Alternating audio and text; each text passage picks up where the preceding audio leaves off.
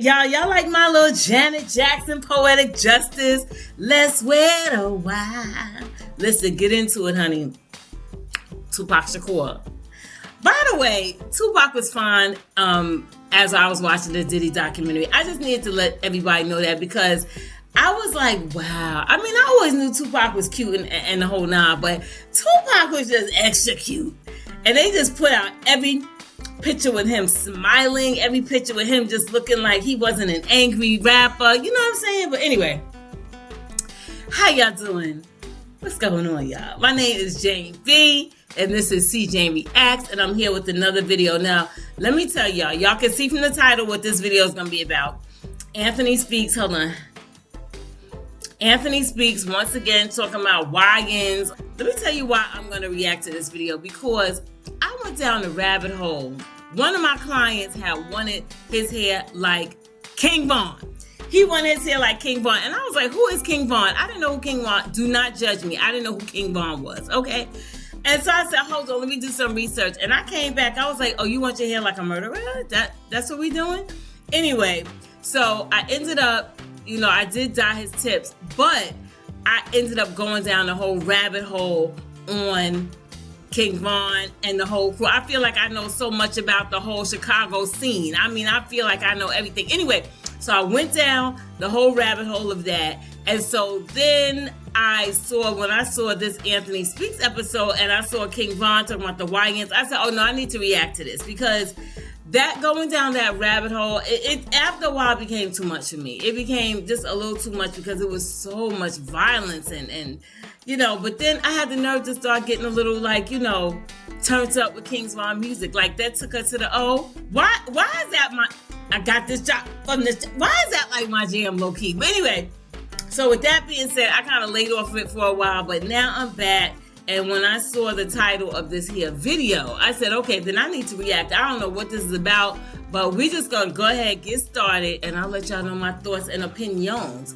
But in the meantime, y'all go ahead and hit the like button, the subscribe button, hit the notification bell, definitely leave a comment, and I will respond, and we'll chit chat. Okay, so let's just go ahead and get started and see what's going on with the YNs. See, I got a homie that's a billionaire, and I be trying to explain it to him like, if your mom ain't on crack or if she got a job and she doing 8 hours a day, and your daddy in the graveyard in the jail cell, who the fuck gonna babysit? Now, first and foremost, this is not one of those black fatigue videos. So if you clicked on this video thinking I'm about to stroke your racist ego, wrong video, pal. See, one thing about me, man, I'm always gonna give the black perspective. Most times, a lot of these media outlets just run with the same narrative that comes from people that aren't even in these situations. And this is why we need more black media outlets, okay? Now, today we're gonna be talking about YNs. Just think of someone like King Von or any other hood dude. That is what a YN stands for. I wanna bring up that I also do not support degeneracy. I do feel like in order for us to reach our full potential, we gotta have a set of moral codes that is the standard and everyone should follow. But before we even get to that point, we gotta address why things are so f***ed up. They called it the projects. They put us in projects. So I recently copped a new book, The Color of Law. This is a book that goes deep into topics like redlining and also just other racist tactics that have been used and are still being used today. Something that I found interesting though in this book was public housing, or what we know today as the projects, originally was not intended for black people. It was for working and lower middle class white folks. Now fast forward to today and the demographic of the public housing looks entirely different. Now this wasn't by accident, it was by design. See, with things such as the urban renewal and redlining, most white families ended up moving to the suburbs and the black folks went to public housing. A boy last week who was 16 in San Francisco told me on television, thank God we got him to talk, maybe somebody will start to listen. He said, I got no country, I've got no flag. Now he's only 16 years old. And I couldn't say you do. I don't have any evidence to prove that he does.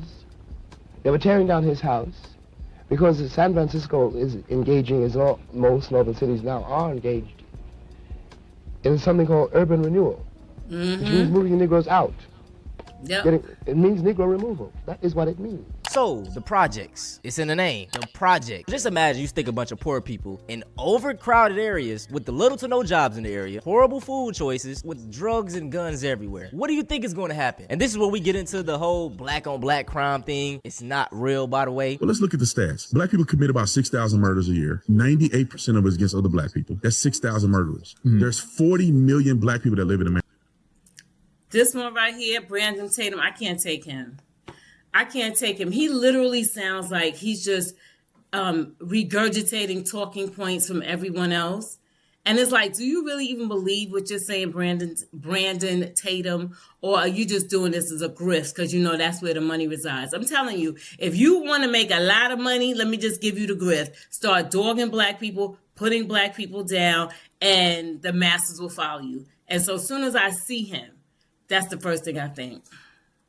The overwhelming majority of black people are not murdering anybody. The chance that you get struck by lightning is probably more than getting murdered by a black man. It's concentrated areas of poverty and violence. When I was a police officer, I noticed that white crime and poverty go together like black crime and poverty. The only difference is gang-related violence, which make black people go up another notch. Right. But when you talk about abandoning children, meaning fatherless homes, when you talk about people using violence, killing each other, stabbing each other, robbing, stealing, white people had the same rate of some of this stuff as when I grew up. White neighborhoods are still places you don't want to live. The poor, impoverished white neighborhoods. People that don't understand that because they never actually patrolled and lived anywhere other than some little small area where they only had negative experiences with black people. They really don't understand the totality of what we're really looking at here. That was a statement from one of the biggest black conservatives on the internet, Officer Tatum. He said that out of his mouth. What are we talking about? Now, I want to piggyback off one of his talking points where he said the majority of black people aren't murdering people. Yes, most people living in the hood or the projects aren't doing any crimes. But what tends to happen is you get infected by your environment. If you're waking up every day seeing the same thing over and over, it might just rub off on you. It's the same way when we see a lot of these black kids that live in the suburbs. You'll literally hear people tease them because they're talking white, but everyone is just a product of their environment. Now let's go back to around the 60s and the 70s. The projects, they weren't really that bad, and this was because we had groups around such as the Black Panthers and other prominent black leaders within the community. Now let's bring up Richard Nixon. And I know Ronald Reagan gets a lot of hate, but Richard Nixon should get the same amount. Now I say this all the time, but black unity has always been a threat. I'm going to read you words verbatim from his aide. The Nixon campaign in 1968 and the Nixon White House after that had two enemies, the anti-war left and black people. You understand what I'm saying? We knew we couldn't make it illegal to be either against the war or black, but by getting the public to associate the hippies with marijuana and the blacks with heroin, they criminalized them both heavily, we could disrupt those communities. We could arrest their leaders, raid their homes, break up their meetings, and vilify them night after night on the evening news. Did we know we were lying about the drugs? Of course we did.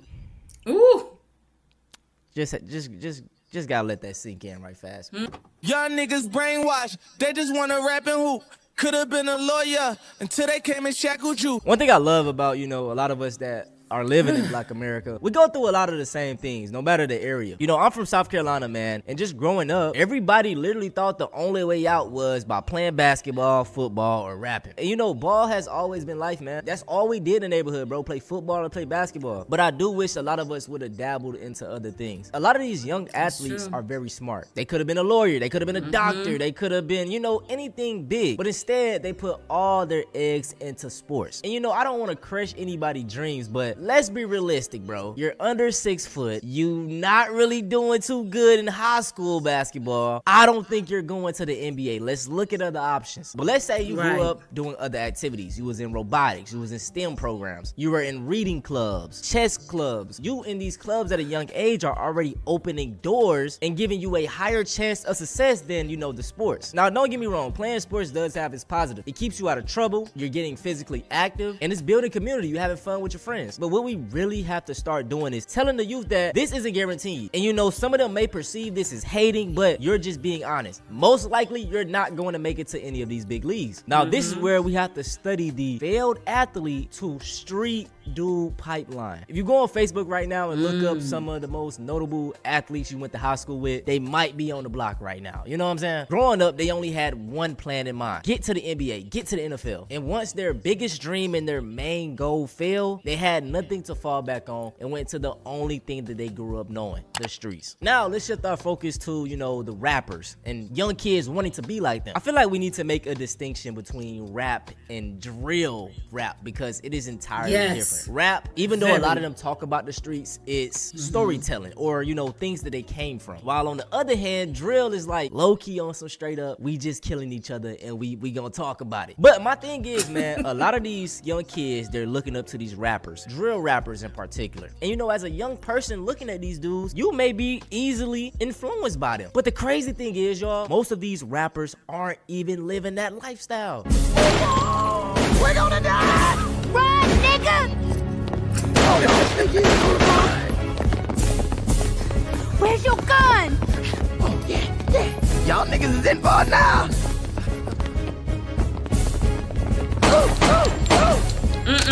How you gonna drop the gun, Gangsta-licious? That is not gangster. That's very not gangster. Man, I can't believe this. You a fraud. Oh, I'm a fraud? You scared too? I'm 8.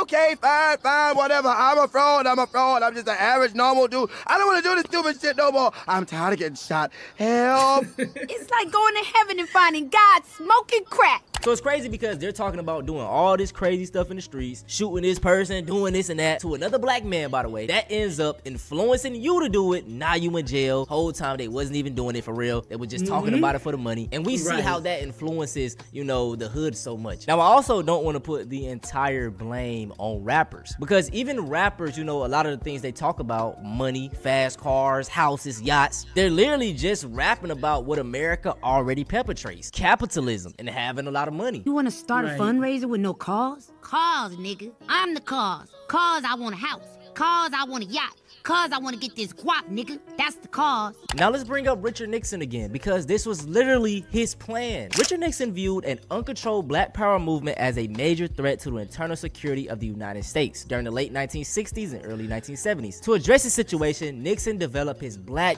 Capitalism Initiative. The Nixon presidency offered African Americans the notion of black capitalism as an incentive to move away from the notion of burn, baby, burn. See, Nixon was so smart. He wanted to break up the community aspect and push for individualism and for own self's gain. Nixon has succeeded. This is why we have Jay-Z's and no more Fred Hamptons, Malcolm X's, man. He won. They taught us if we go to jail, we would be respected. They taught us if we make a sale, we would run a check-in. Now let's talk about a lot of the OGs within the black community. The 34-year-olds that still gang banging, still trying to sell drugs, all this other nonsense. Although they were once those young kids that we talked about in the beginning, they never got their act together, which is the whole plan at the end of the day. These dudes are further, you know, instilling the nonsense and the ignorant behavior that the youth is doing in the community. They're the ones telling you, you know, don't snitch, stick to the street code. Oh, sell these drugs. Oh, do this to this person. So I want to bring up the movie Who Cloned Tyrone, man. Amazing film, by the way, and I want to do a full breakdown, maybe on another channel or something.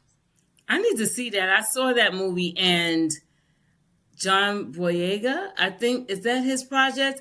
I saw that. I do want to check that out. Like that. Let me know if you want to see it. But in that movie, it shows how certain people are needed for the dysfunction in the black community to continue. So there were two mainly, the pimp and the gang member. Anytime they got killed, they were cloned and put back into the community to keep up further destruction. Think about if a lot of these younger kids had better role models. There are countless alternatives that these kids just don't even know about. You can get your first gun at 6 years old, for sure. How does a 6-year-old get a gun in Baltimore? I mean, it's easy. It's super easy, probably by your brother. I came into his life 2 years ago, going on 3. He was a little menace around here. There's not a gun you can ask him about he don't know about. Always carry guns, right? One day, you tell him what happened. I seen him walking up the street with all these brothers for real. They was talking to me, they had gave me a lot of money and stuff. I went home, busted down with my people for real. He had told me to come back later on to come see him for real, boom. I came back later on that day, had a gun on me. All the older dudes, they was showing me all the bad stuff, showing me the wrong routes. He was like, you know you risking like what's going on. He said like, you gotta take it off of you. I wasn't taking it off me.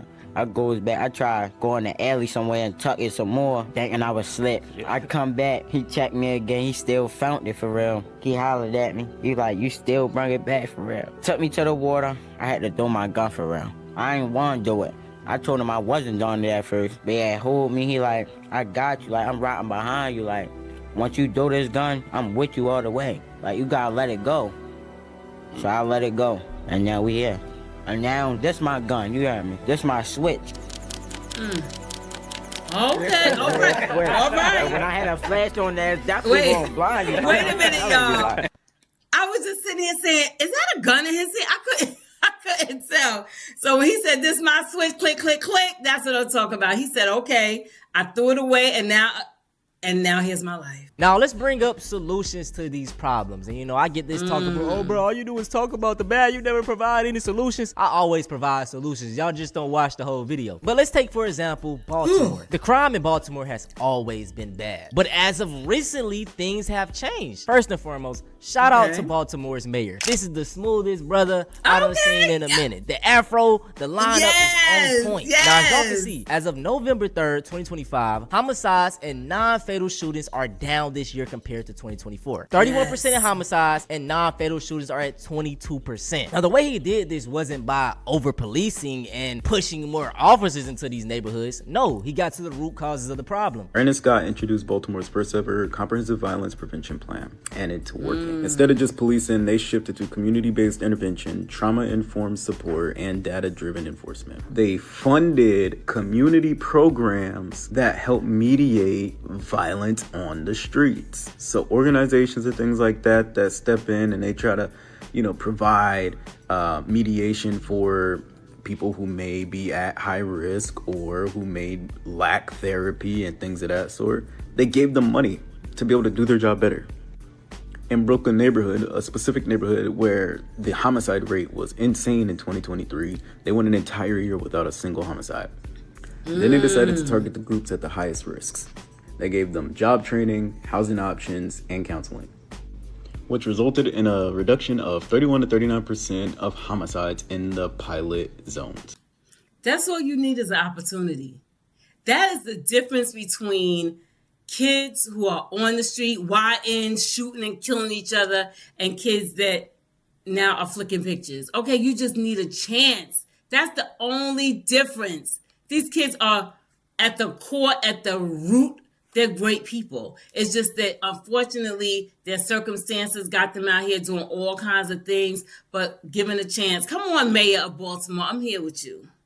They also seized 2,900 guns in 2023, including a bunch of ghost guns. Then he sued the ghost gun company Polymer and used that funding to put back into the city after the settlement was finished. So it's crazy that given the high risk, something to do, as well as help and assistance and holding them accountable, reduces their likelihood to commit crimes.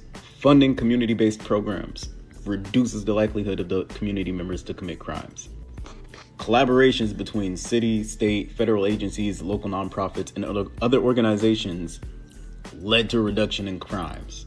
And the data shows that in 6 high-risk neighborhoods, not a single homicide was recorded in 2024. So by fusing targeted law enforcement, community-led intervention, social services, and nonprofit organizations, Baltimore is seeing historic lows in its crime rate, a city known to be an avoidable city because of their crime rate.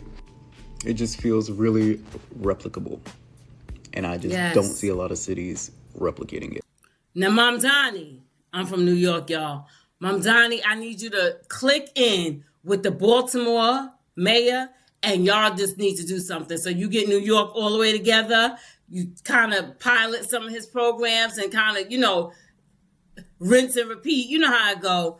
What they click or repeat, whatever. Just copy and let's make this happen. All right. Now, the final section of this video is just going to be some positivity. I want to show y'all the side of the projects in the hood that they don't show, because it's not all bad. Free food, free giveaway. We the heart of over east with it. We just shut down Stony Island with giving back. Ain't no young niggas, we young brothers. Yeah, right. It's a black community, y'all know that. It's a black unity, man. Ain't nothing wrong with being a young brother, man. It's a lot of the oldest ain't got them the right way, man. That's the real problem. We got the YBs in the building. Right now, but we got brothers right now. Right here on this block, but we all out here in peace and love and giving. You hear me? Big unity. Big unity. Big unity. What you mean? We out here.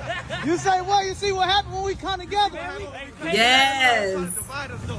It's gonna take and we just shut down Stony with the trucks and everything. Give it back. We shutting down Stony, man. Man, we out here with the youth, the people who they say cause the problems, the people who they say increasing the violence. We out here giving back. They don't show us though. Mr. Ski Mask, what you gotta say? Y'all know I feel good to be doing this. Even at a young age, I'm only 16. You say you 16 doing this? 16 doing this. They can't say you're not doing it. We need to support our community, man. Support our kids more. Put more into our kids.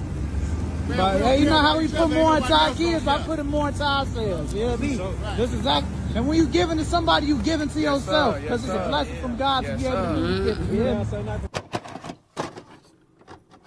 That's it for this video though, man. I hope y'all enjoyed. I will always look at things from a different perspective. Never ever just follow an opinion because it's being parroted. This is why things like black fatigue have gotten so big, because there is no opposing force towards it. There are just people agreeing, oh yeah, that is the reason, yeah. And I feel like the easy and lazy way of handling these YNs is to just send them to jail. This is the reason people are like, oh, black people are just violent. That's who they are. No, it's the environment that they're in. It's the system that they're inside of. I grew up with a lot of these dudes. Like, I understand they have a great heart, but things just happen, you know, they go down the wrong path. I love the song 3 Wishes by J. Cole, man. It was a lyric, he was like, you know, I had a friend that's a killer, I didn't know he was a killer. And it was like, bruh, I can, you know, relate to that shit, man. I know so many people I grew up with that are in the grave right now, or they're in jail, and it's like, I remember the times when we was on the game all day, we was outside playing, man. It was just so innocent, and like, damn, something just snapped and they started going to this path, I started going to this path, and it's like, I could have been in that situation too. So that's why I never judge these folks, man. No more talking though, man. If y'all want to see something similar to this, go check out The Flaw of Being Pro-Black.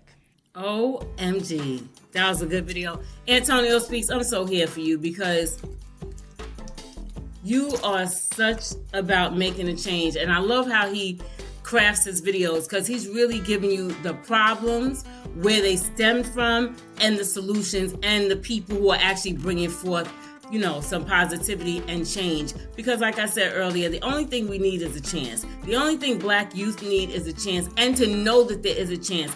I remember something Jay-Z said, and I'll never forget. Jay-Z said his teacher, when he was in elementary school, took them on a school trip to her house, and he saw water come out of the refrigerator door, and he had never seen that before. And I never forgot that, because he said when he saw that, he knew that there must be more things and other things. So sometimes when young people, when they just see that there is a chance, when they just see a little spark, you know, a little light at the end of the tunnel, they're like, wait a minute, maybe there is more to this life than what I see gang banging and shooting. Because so I've watched some of those videos, and some of those kids look like they don't even want to be there. They look scared, they look young, you know, like I'm just here because I guess I gotta be here. But thank God that people are out here doing some things in these streets. So y'all, that's the end of my take. So y'all know who it is. It's your girl, Jane V. Definitely hit the subscribe button, hit the notification bell, hit the thumbs up, leave a comment, all those great things, and we'll be in touch, okay? So until the next time, peace.